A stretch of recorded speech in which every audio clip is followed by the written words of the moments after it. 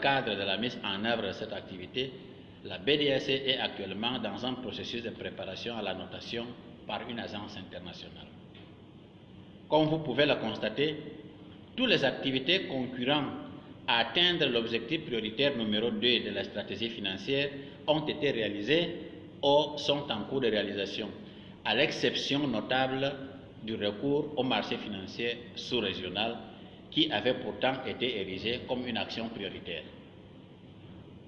C'est donc pour rester conforme aux orientations de plan stratégique adoptées par l'Assemblée générale de notre banque que la BDAC lance aujourd'hui un programme d'émission d'appel public à l'épargne dans la zone CEMAC pour un montant de 300 milliards de francs CFA sur 3 ans. La première phase de ce programme triennal qui concerne l'année 2020 est la raison qui nous réunit ce jour dans cette salle. C'est donc une étape importante dans la consolidation des acquis de la BDAC et la réalisation de ses missions statutaires. En effet, le présent recours au marché financier sous-régional revêt à la fois un caractère économique et stratégique, aussi bien pour la BDAC, pour les différents investisseurs que pour la communauté tout entière. Sur le plan économique, cette opération est largement bénéfique pour toutes les parties. Pour la BDAC, le marché financier sous-régional constitue une véritable niche viable pour accéder aux ressources de bon marché en monnaie locale sans aucun risque de perte de change ni de transfert. À ce titre, la présente émission obligataire fournira à la banque des moyens financiers additionnels pour la mise en œuvre du plan stratégique 2017-2022. Elle participera donc à la consolidation de l'indépendance financière de la BDAC conformément à l'objectif stratégique numéro 2 de la stratégie financière. Dans ce contexte, les projections financières sur la période 2021-2026 sont une indication des retombées positives de cet appel public à l'épargne pour la BDAC. En effet, au regard de la croissance prévisionnelle de son produit net bancaire, de l'évolution du résultat net, de la taille du bilan, ainsi que de la maîtrise continue de coefficient d'exploitation sur la période sous revue, à travers le programme triennal d'émission obligataire, la banque franchira un palier important dans la consolidation de ses acquis. Elle sera une institution financière plus stable, avec des perspectives de croissance encore plus importantes. Pour les investisseurs, cet emprunt obligataire est une opportunité de placer leurs ressources financières dans une institution de référence et de gagner de l'argent sans courir le moindre risque. Par ailleurs, au cours des 3 dernières années, la BDAC a obtenu des résultats bénéficiaires à chaque exercice pour un montant cumulé de plus de 28 milliards de francs CFA. Notre capacité d'autofinancement est en perpétuelle croissance et tous les ratios financiers et statutaires sont maîtrisés, avec une marge de sécurité importante. En conclusion, la BDAC constitue les meilleurs risques pour les investisseurs.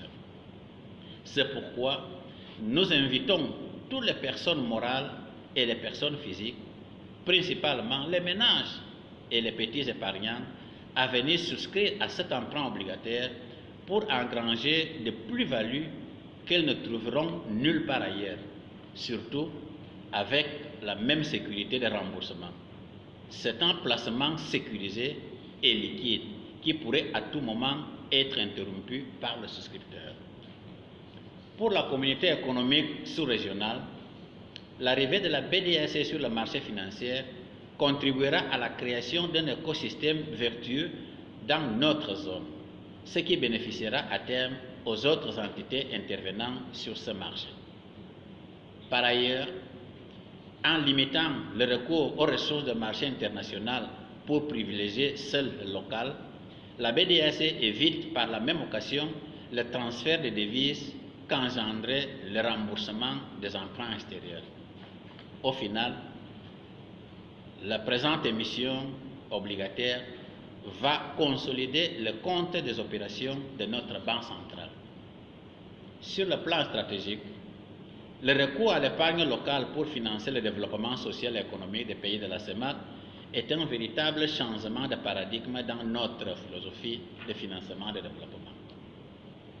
En effet, nous avons pensé pendant très longtemps que le développement de nos pays devait être financé par des investissements directs étrangers ou à travers l'aide publique au développement.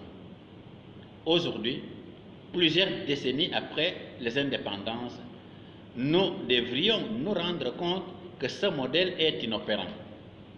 Ailleurs, c'est l'épargne locale qui a été utilisée pour impulser le développement, car l'emprunteur dans une monnaie et financé dans la même monnaie sera toujours largement bénéfique pour l'économie. Dans ce contexte, la présente émission obligataire doit être analysée comme une invite à la population de la CEMAC à prendre son destin en main pour financer le développement économique de ces pays à ses conditions, selon ses besoins et à la limite de ses ambitions. La BDAC étant l'émanation des États de la CEMAC, par conséquent une propriété de chaque citoyen de notre communauté, la souscription de cet appel public à l'épargne enrichira triplement chaque souscripteur communautaire. D'abord, à travers les intérêts qui lui seront payés à titre personnel. Ensuite, par les moyens d'action offerts à la BDAC pour mieux accomplir ses missions. Et enfin, au regard des impacts socio-économiques attendus du plan stratégique.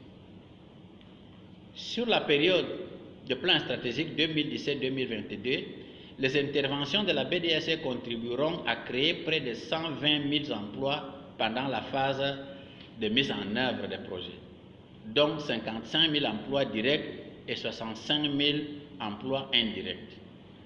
En phase d'exploitation, ce sont un total de 30 000 emplois directs, indirects et induits qui seront créés.